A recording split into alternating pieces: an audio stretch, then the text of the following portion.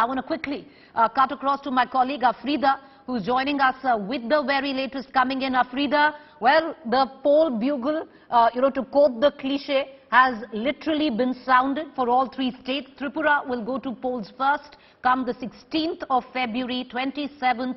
Both the other states of Meghalaya and Nagaland, and 2nd of March would be counting for all three states. Yes, just now as the Election Commission has announced the dates for all the three states, and the Tripura will have the elections on February 16, and Meghalaya and Nagaland will have on February 27. It will be the most exciting one for the Northeast, because as far as the Election Commission has already briefed that the terrain is also very difficult, and a large number of voters are there, which is expected to vote this time. And this will be the most exciting elections in Meghalaya and Nagaland especially, and because in Nagaland, as there is no oppositions, but there are concerns from the public as well, because because of the Naga peace talk, because framework agreement was signed in the year 2015 with a promise, with a poll promise that the government of India will bring the peace to the Nagaland. But different NGOs along with the ENPOs and all, they are saying now that no elections without solutions. So it will be interesting to see what happens in Nagaland right after this announcement. Although the nephew Rio today had made a categorical statement that elections are constitutional obligations and constitutional crisis can't be allowed. But most interestingly, the Nagaland is a state where it's a state run by the parallel government. So it will be most interesting to see all this development after this announcement. Well, very interesting. Thank you, Afrida, for breaking down the local semantics of each state. Coming right back to you for more. But viewers, also what's interesting, all three states, 60 seats, 60 seats, 60 seats. Tripura, with its all of 60 seats, goes to polling, goes to vote on the 16th of February. Then there's a 10-day difference. 27th February is when Meghalaya and the other third state of Nagaland will be going to vote. 2nd March, once again, is counting day for all three states. Rahul, interesting, many would read into it of the 10-day gap between Tripura and Meghalaya and Nagaland. Yes, I think also largely because of the security terms, in terms of movement of security, because remember, Nagaland and certain parts of Meghalaya will need certain amount of beefing up as far as the security is concerned. Also, the Election Commission has a reason which they can state is that the terms of the assemblies are different, that in both Nagaland and Meghalaya sometime in March, and while Tripura is ending in February. So the Election Commission can say that this is the gap is because of that, but it does give, yes, political parties more time to campaign. Remember, these three states, 180 odd seats.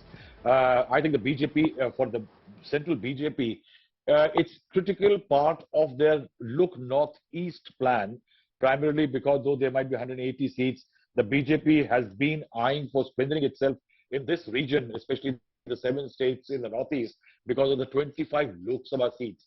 And in a political matrix where every seat matters, the BJP, if not something like in Tripura, where it is facing a bit of heat because one, increased political movement by the Trinamool Congress, one.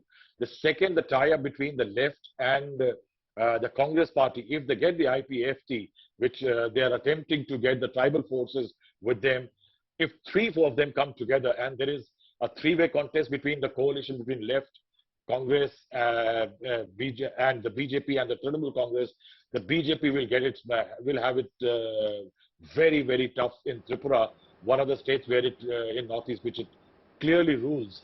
Beyond that, in Meghalaya also, not very happy tidings. What we are hearing, that there could be a split as far as the ruling NPP, Conrad Sangma's party is concerned, and the two could, the BJP and Sangma, actually may go on separate ways to contest the election.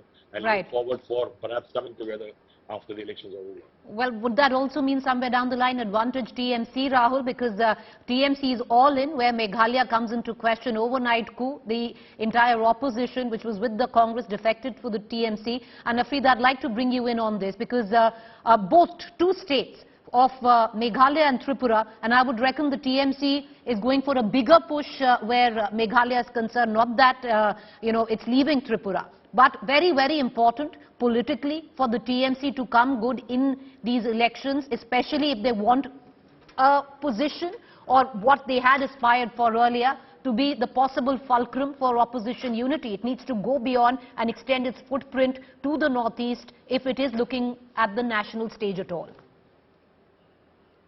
See, in Tripura, I would like to mention, as I am closely monitoring all this, that with the in Tripura, the TMC cannot make its second home without any alliance. There is no sign of it. Because the Tripura Motha, which has come up as a regional party, and also the CPIM and the Congress is already there, and the BJP may face turbulence from the Tripura Motha, which is the emerging party with the influence in 20 reserve seats in Tripura. Besides that, the combination votes where the Muslim voters are also there in Tripura in another 15 seats apart from this 20 seats, the Tripura Motha will have a huge influence. And there has also been a talk of secret understanding between the Tripura Motha, and although the Congress and the CPIM has already decided to go for an alliance, but Tripura Motha might have a secret understanding regarding the seat sharing with these two parties. Regarding the Meghalaya, yes, of course, the entire opposition has defected to the TMC, leaving the Congress as its zero. And right now, the Congress doesn't have any impact in Meghalaya, no sign. And the rest of the members who are in Congress, they have lately joined NPP, including the Amparin Lingdo in the Conrad Sangma's party. So the NPP has decided to go alone in this election. Later on, they may decide the post-poll alliance, but as far as of now, the Conrad Sangma has decided to go solo in this election.